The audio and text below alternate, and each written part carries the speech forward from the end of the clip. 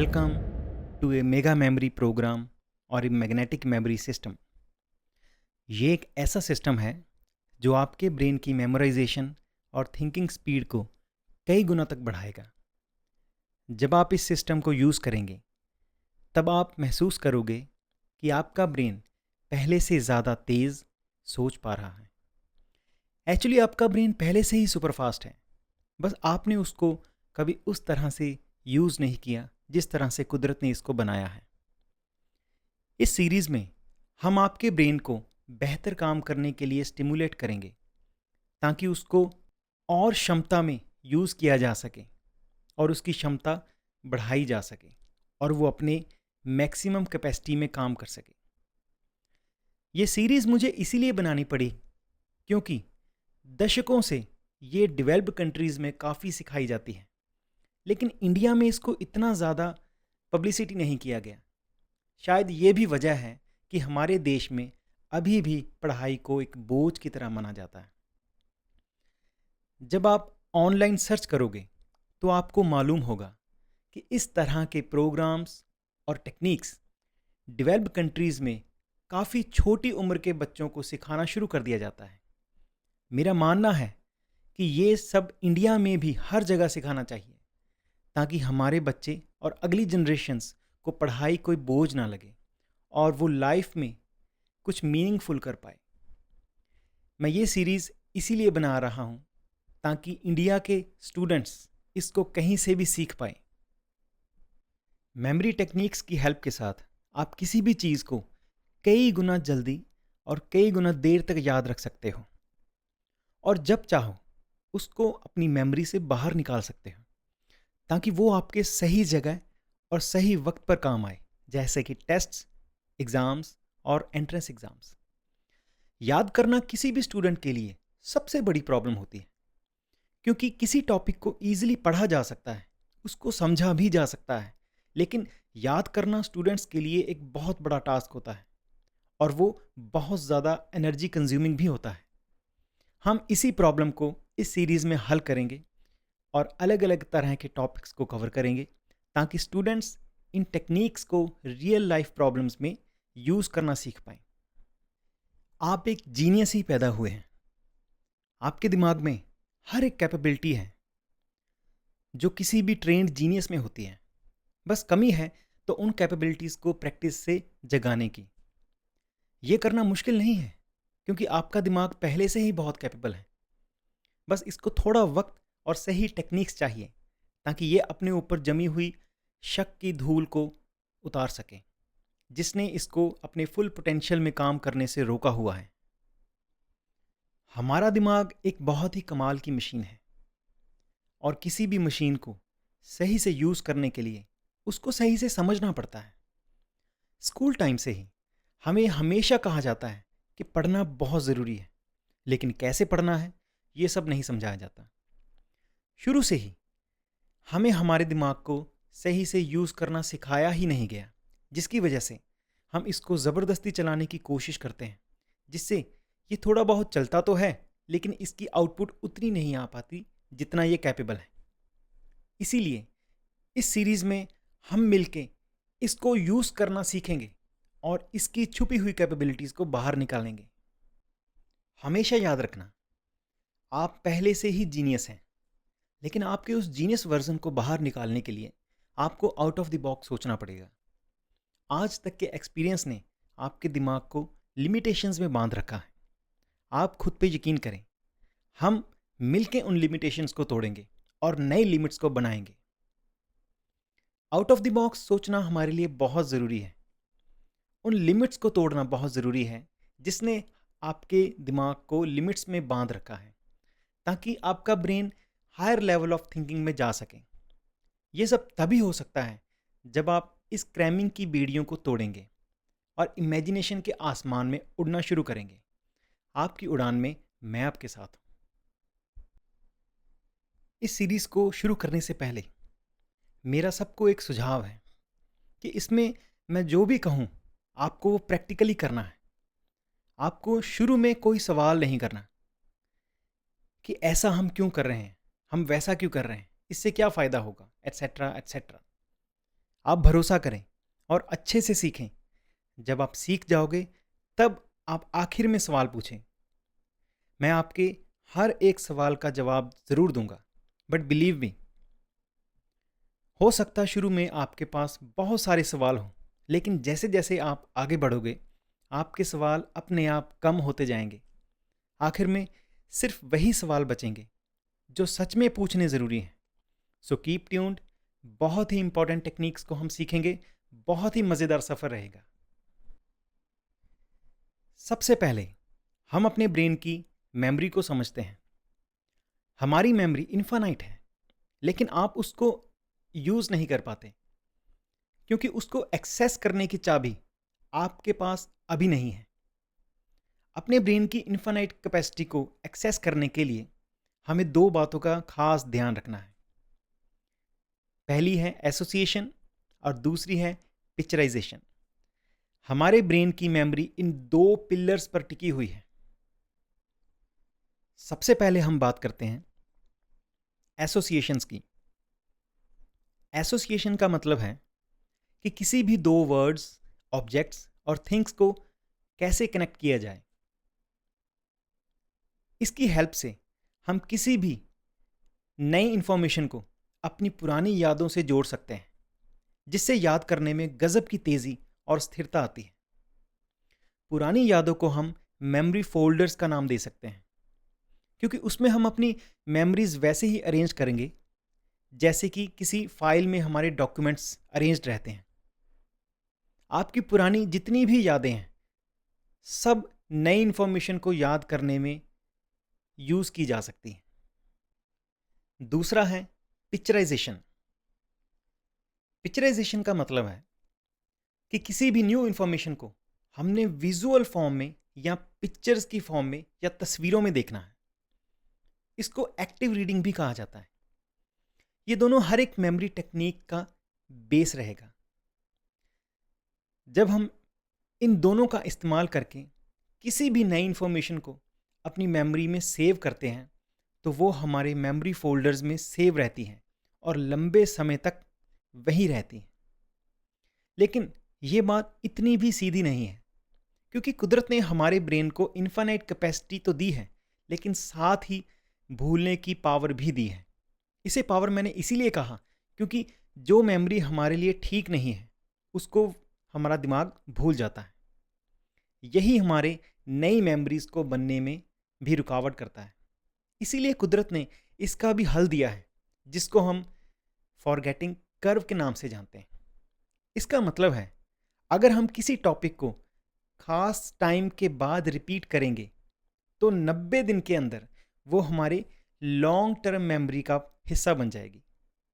अगर इस 90 दिन के साइकिल को पूरा नहीं करते तो ये पॉसिबल है कि हम उस इंफॉर्मेशन को भूल जाएंगे। इसलिए अगर लाइफ लॉन्ग लर्निंग बनानी है तो हमें इस फॉरगेटिंग कर्व का खास ध्यान रखना पड़ेगा। इसके बारे में हम अगली वीडियोस में काफ़ी डिटेल में बात करेंगे। लेकिन ये फॉरगेटिंग कर्व सिर्फ तभी काम करेगी जब आप किसी भी टॉपिक को विजुलाइज करने के बाद अपने मेमोरी फोल्डर्स में सक्सेसफुली सेव कर पाएंगे।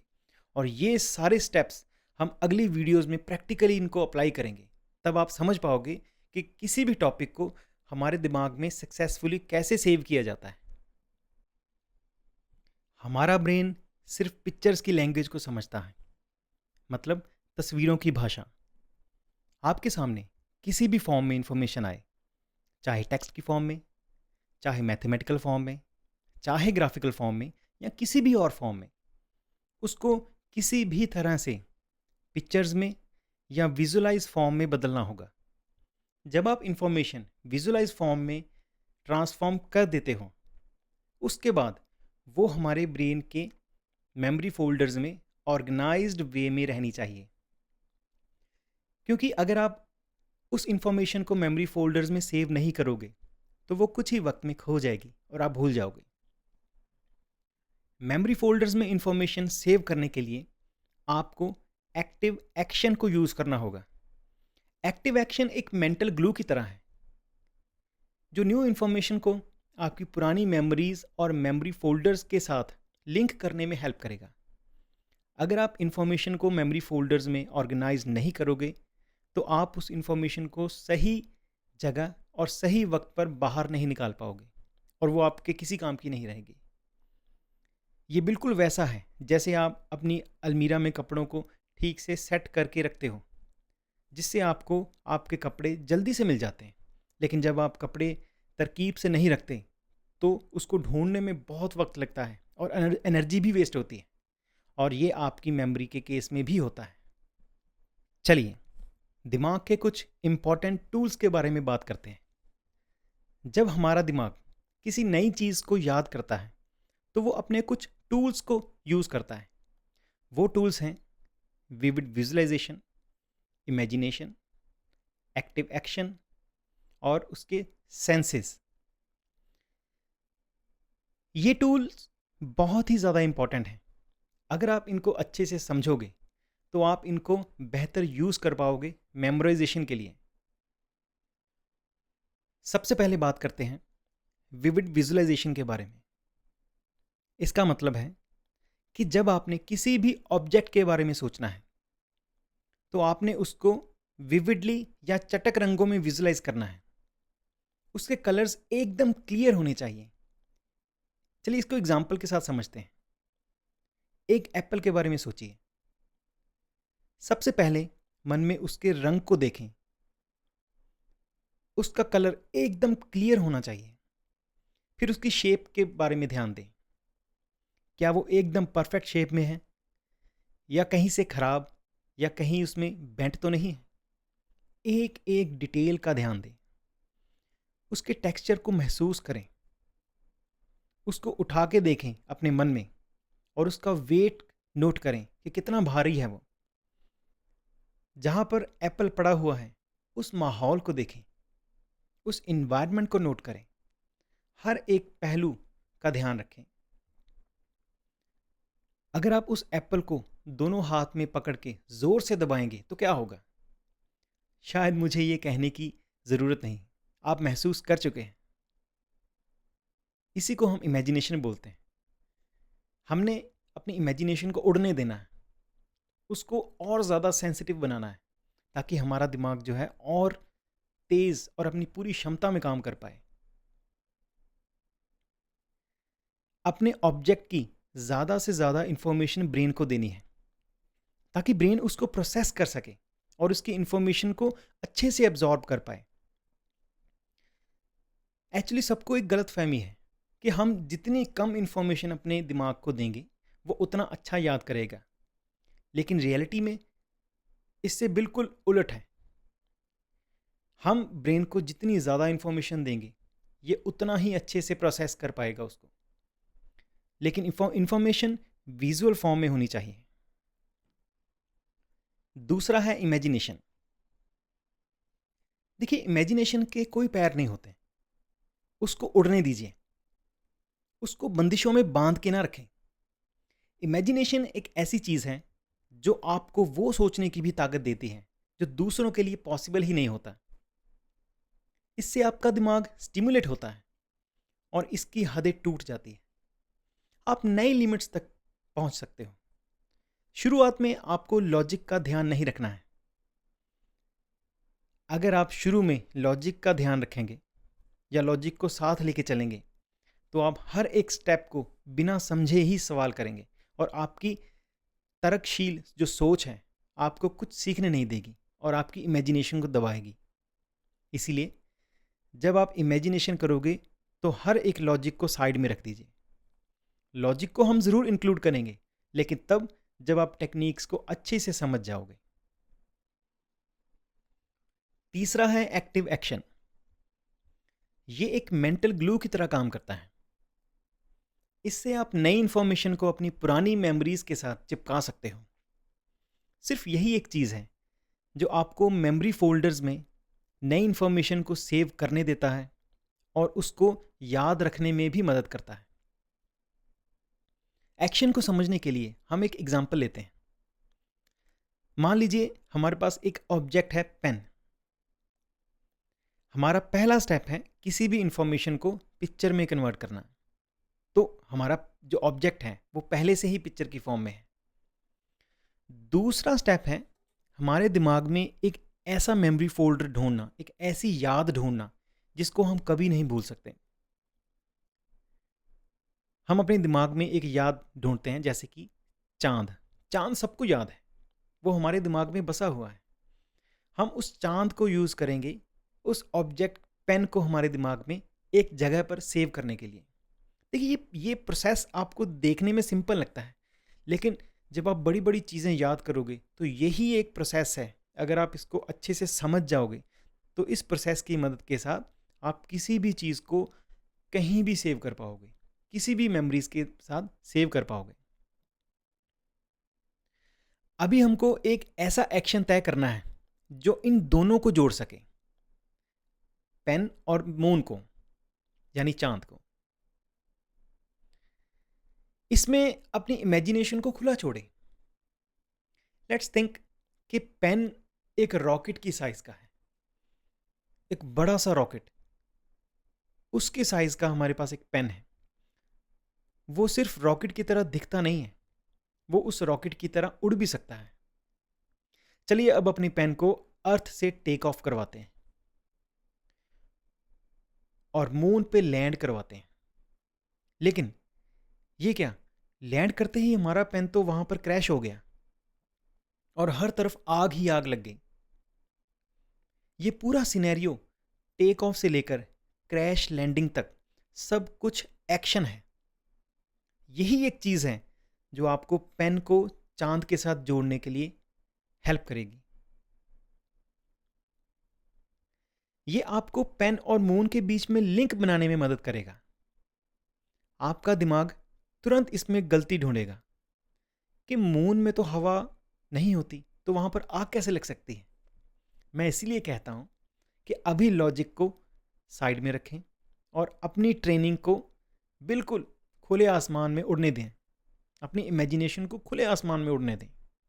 लॉजिक को अभी बीच में मत लाएं, क्योंकि अगर आप लॉजिक लाएंगे तो आप हर स्टेप पर सवाल खड़ा करोगे और आप किसी भी स्टेप को अच्छे से समझ नहीं पाओगे, और ये आपको बढ़ने से रोकेगा भी। देखिए, जब आप हर चीज़ में लॉजिक ढूंढते हैं तो वो आपको उतना ही समझ आएगा जितना आपके सोचने का दायरा है। इसीलिए लॉजिक को इमेजिनेशन के रास्ते में नहीं आने देना है, पहले अपने सोच का दायरा बढ़ाना है। एक्टिव एक्शन आपकी मेमोरी फॉर्मेशन का आधार है। इसके बिना आप मेमोरी को परमानेंट कभी सेव ही नहीं कर पाओगे। इसीलिए एक्टिव एक्शन को बहुत ही धीरे धीरे सीखना है ताकि वो आपके दिमाग में अच्छी तरह से रच जाए। आखिर में है हमारे 5 सेंसेस। जब आप किसी भी चीज़ को अपने पूरे इमोशंस के साथ सोचते हो तो आपका दिमाग तुरंत उसको सेव कर लेता है और उसको ज़्यादा देर तक याद रखता है। आपको याद होगा, आपने पिछले कुछ दिनों में या महीनों में कुछ मूवीज़ या सीरियल्स देखे होंगे, लेकिन उनमें से आपको कुछ खास ही याद रही होंगी, या उनमें आपको कुछ डायलॉग्स भी याद होंगे। ये वही मूवी, सीरियल या डायलॉग होगा जो आपको बहुत ही ज़्यादा इंटरेस्टिंग लगा होगा उस वक्त, और आप उस वक्त काफ़ी इमोशनल भी होंगे। इमोशंस आपकी कमज़ोरी नहीं है, ये आपकी ताकत है। इसको हम पॉजिटिवली तरीके से इस्तेमाल करेंगे और अपने दिमाग की मेमोरी को हज़ारों गुना बढ़ाएंगे।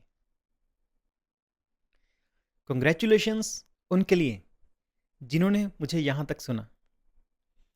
इसमें आपको बहुत सी चीज़ें समझ आई होंगी, काफ़ी चीज़ें नहीं भी समझ आई होंगी। देखिए, ये स्वाभाविक है।